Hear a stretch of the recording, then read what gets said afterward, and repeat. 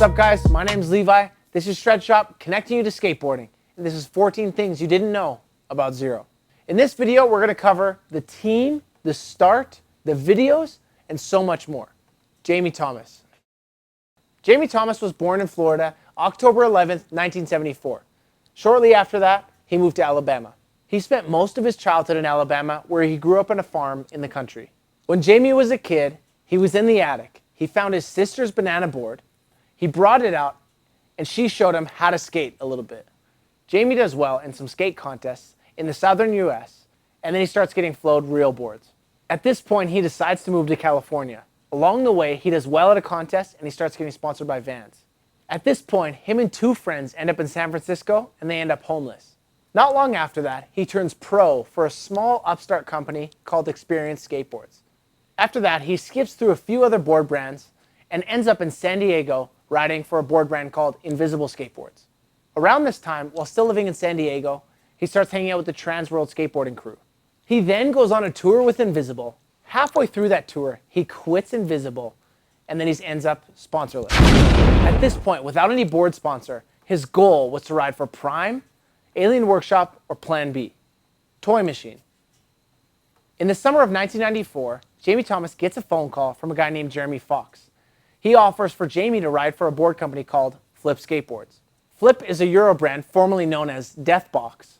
And Jeremy, when he called Jamie, offered for Jamie to ride on the same team as Rune Glifberg, Tom Penny, and Geoff Rowley. At the same time, Jamie got a phone call from Ed Templeton. Ed Templeton offered Jamie to come ride for the team right after a bunch of the team riders on Toy Machine quit. There's more on this exchange on our 14 things you didn't know about Toy Machine video. Check it out after. Then Jamie decides to go with Toy Machine because he had never heard of the Euro team riders Rune Glifberg, Geoff Rowley, and Tom Penny. And he loved the idea of rebuilding the brand and the team with Ed over at Toy Machine. After coming on Toy Machine, he helps rebuild the team. He adds Josh Kalis, Mike Maldonado, Chad Muska, Alyssa Steamer, Brian Anderson, and Donnie Barley. During his time at Toy Machine, he learns a lot of new skills. He gets experience in how to build a team, how to put together videos, and how to build and maintain a brand. He filmed and edited Heavy Metal and Welcome to Hell. The start. While on Toy Machine in late 1995, he decided to start a clothing brand called Zero. Tom Swank was actually the one to register and trademark the brand name. He also backed Jamie in starting the brand because he felt that he had proven himself with what he did at Toy Machine. The name Zero for the brand actually came from a clothing company that Jamie used to ride for, owned by Andy Howell, called Zero Sophisto. After a while, Andy dropped the zero from Zero Sophisto, and it just became Sophisto, and the clothing brand became too fresh and too clean cut for Jamie's liking. Jamie approached Andy about making another division of this clothing brand and just calling it Zero and making it a little bit more hesh. Andy liked the idea, but nothing ever came of it. Jamie asked Andy if it would still be okay that he pursue the project. Andy was okay with it, so him and Tom Swank at Tum Yeto made it happen. The original Zero t-shirts on the tag, on the neckline, actually say Toy Machine, Zero Division. So maybe somewhere out there you can find a rare collector's item of these shirts. It's also cool to note that there is actually a Zero clothing commercial in the Welcome to Hell Toy Machine video. This is the first time that we see Zero coming up in the videos. In 1996, Zero Skateboards was formed. A few of the Zero clothing team riders actually didn't have board sponsors at the time. So Jamie made some Zero boards and started flowing it to these guys, and then it kind of became this gray area while he was still on Toy Machine. Because of this, he decided he should start Zero as a board brand. The original team riders were Wade Burkett, Adrian Lopez, Eric Ellington, and Scotty Copelman. He asked Matt Mumford to join the team as well. Around this time, Jamie also leaves Toy Machine because his heart just isn't in it anymore. The original American Zero board was released. Shortly after that, the Zero Bold logo came out. The leap of faith. Jamie Thomas visits Point Loma High School and he starts skating around the school looking for spots. He rolls around and finds the gap that is now coined the leap of faith. It is a huge 2-story drop over a handrail. He doesn't jump down the gap that day, but he rides up to the gap, shooting his board at the rail just to gauge the speed that he would need to jump over the rail and land it.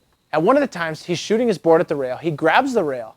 When he lifts his hands, he looks down, and in handwriting in Sharpie, it says Jamie M. Thomas Gap. It's crazy because at some point, someone at that school had already decided that this gap was Jamie M. Thomas's gap.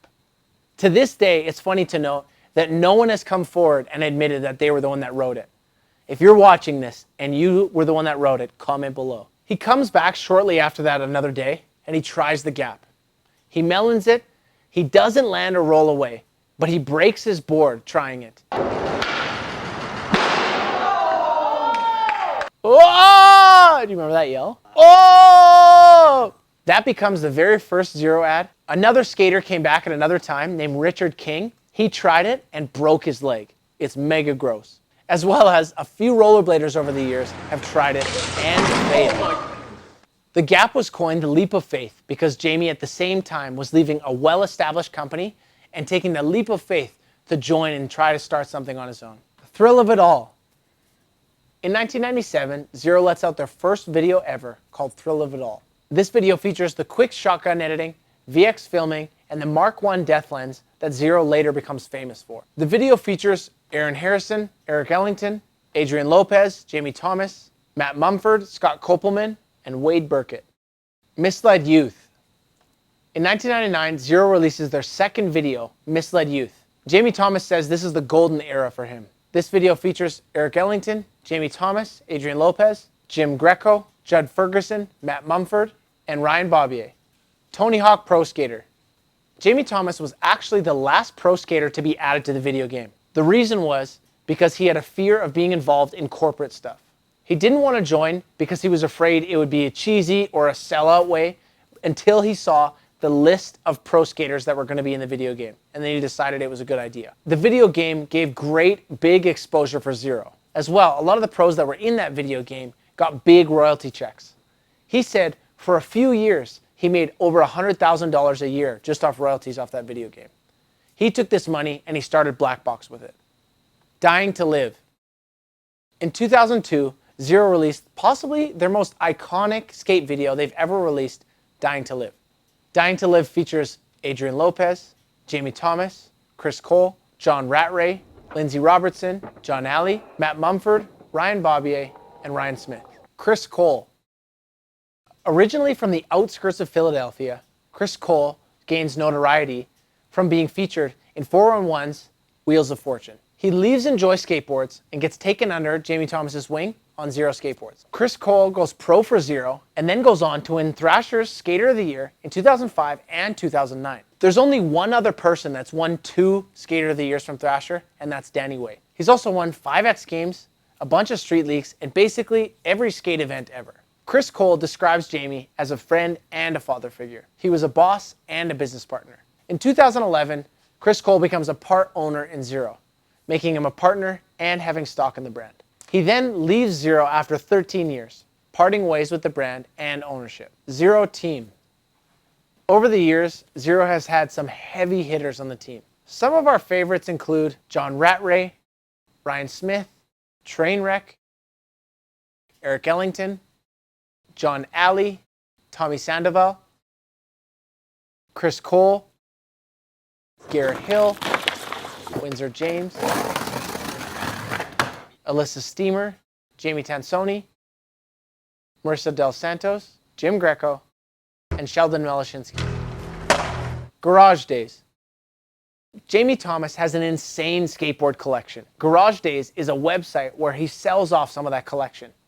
Over the years, he had saved 2 to 4 of almost every board they ever made. Some of the interesting stuff that he'd sold through Garage Days over the years, he sold one of the original Zero hoodies from the Toy Machine days for $1,000. He also sold his 1995 X Games winner trophy on there for $1,500. After he sold the original trophy, he went online and found a generic skateboard trophy. He got it in the mail and he wrote on it, X Games 1995 Best Trick Winner. And now that sits on his shelf.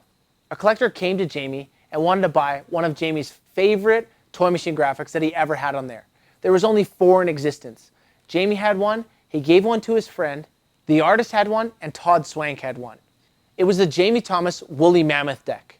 The collector first offered him $2,000, then $4,000, then $5,000. Then Jamie came back and said, I'll sell it to you for $10,000 USD. The guy offered $8,500 and Jamie wouldn't go for it. So then he later went and bought it off of the artist for $8,700 USD. With Jamie being a collector, not as copious, pulled some boards out of his mom's basement and put them up for sale, for auction. Jamie phoned him, offered him $2,000, and Nada sold it to him right there, and he mailed it to him with a certificate of authenticity. Jamie says that he no longer collects, he's just selling, and over the last 5 years, he's sold over 2,000 boards. The most expensive skateboard ever sold. The most expensive skateboard ever sold was the Zero single skull graphic, skated by Jamie Thomas and autographed by Bob Dylan. The board was donated to the Tony Hawk Foundation for a fundraiser they were doing. The way the fundraiser works is the skater skates a board, donates it, and chooses their favorite band and the favorite song by that band. The band, being Bob Dylan, signed it and wrote the lyrics from that favorite song on the board. The song was Blowing in the Wind. The Zero Jamie Thomas Bob Dylan board was the highest selling board ever at $38,425. Jamie's board even beat the Tony Hawk Paul McCartney collab board that sold for $27,116. There was also a Bucky Lasek board that was signed by one of the Beastie Boys, a Steve Cab board that was signed by one of the guys from Metallica, a Mike Vallely deck that was autographed by Tom Petty. True or false? Over the years, there's been a bunch of rumors floating around about Jamie Thomas, so we decided to fact check them with him. The first rumor, permission to rip, sir? The Zero team rolls up to a demo, and Chris Cole and Jamie Thomas get out of the van. Chris Cole turns to Jamie and says, permission to rip, sir? Jamie says, permission granted. This rumor is false. Jamie says he has no recollection of this happening. The Ryan Smith locked out of the van story. There's a rumor going around that for Ryan Smith's ender in Dying to Live, where he crooked grinded that huge set of stairs, Jamie Thomas actually locked him out of the van and wouldn't let them leave until he did it. Jamie Thomas said this rumor is not true. What actually happened is Ryan rolled up to the rail a bunch of times, got frustrated because he wouldn't try it, and so he tried to focus his board, but he couldn't do it. Then pro skater Chad Fernandez rolls up with a different crew at the same time. He walks up to the rail and he puts his board on the rail in crooked grind to see if he could try it. Ryan Smith sees what Chad's doing. He runs up the stairs and says, yo, can you move out of the way a bit? And then he comes with his noodle of a board after trying to focus it, crooks to the bottom first try, and a few tries later, rolls away from crooked grind. If you watch the footage, you look closely, you can actually see Chad Fernandez standing in the background looking a little bit salty. Next rumor, Jamie Thomas got offered $50 million for Black Box. Jamie Thomas said, this is false. He got many offers over the years, but he never got a $50 million offer. Another one, Jamie Thomas helped design Chris Cole's wardrobe. He said this was also false. Chris Cole obviously dressed however he wanted to. Next one, Jamie Thomas makes trick lists for his team riders and puts dollar value next to it. This one, Jamie said, is true. A notable one is while Chris Cole was trying tray flip down Wallenberg, Jamie Thomas said, if you land it this try, I will fly your wife, then girlfriend, out to the video premiere. He landed it that very next try. Because it was last minute flights, the flights cost him $1,500 USD. Next one, Jamie offers Mike Sinclair $2,000 to lose 50 pounds. This one is true. Mike Sinclair did lose 50 pounds almost to the pound, and Jamie gave him $2,000. King of the Road. Zero, at their time of competing on King of the Road, was the most winningest team in King of the Road history, where they won 3 straight times. Birdhouse has now tied that. Jamie said that Phelps told him they weren't allowed to come back another year because it just wasn't fun anymore for anyone else. It sounds like Phelps said the same thing to Birdhouse after 3 straight titles. Modern Zero.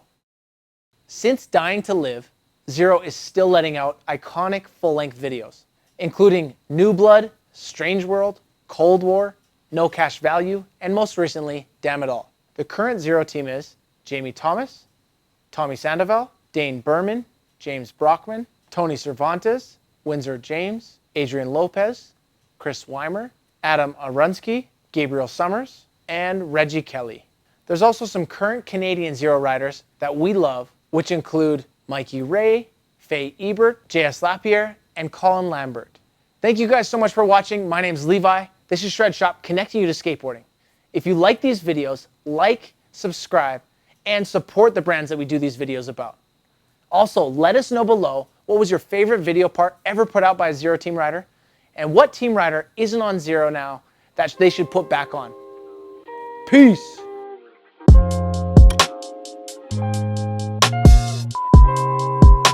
When he took it out, his banana showed him some moves.